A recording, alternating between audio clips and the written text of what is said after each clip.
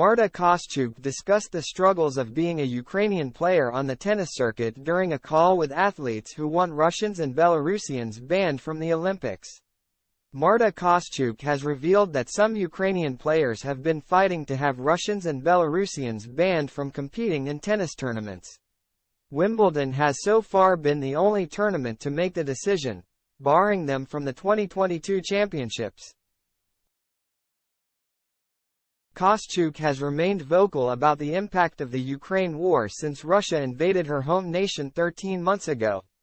The 20-year-old has refused to shake the hands of her Russian opponents on multiple occasions and said there was tension between players from the two nations.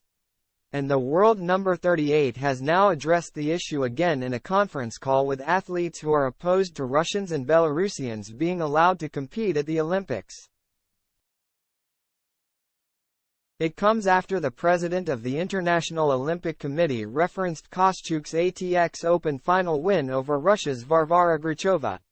After Thomas Bach used the match to point out that Russians were competing alongside Ukrainians in other sports without issue, despite Kostyuk failing to shake Grachova's hand or pose for trophy photos with her, the Ukrainian star hit back. "My game was mentioned by Bach," she said during the call.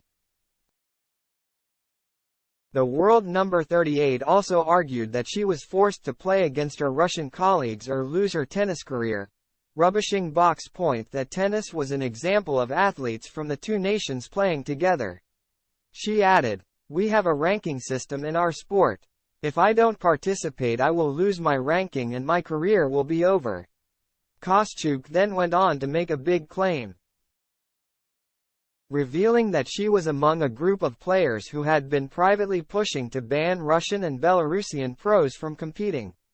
It's something Wimbledon did last summer, though there have since been reports that the All England club will allow the athletes back as neutrals this year.